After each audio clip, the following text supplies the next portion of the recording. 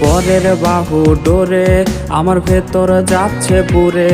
তুই হিনা এই আমিটা তিলে তিলে যাচ্ছে মোরে। আমার পুরুষে পুরুক বুক, তুই কুরারে তোর সুখ, তবু মরার আগেও আমি দেখবো না রে তোর মুখ। আমার মৃত আত্মাটা তোরে ডাকবে একদিন খুব, আমি দেখবো সেদিন তুই ওরে কেমনে রবি চুপ।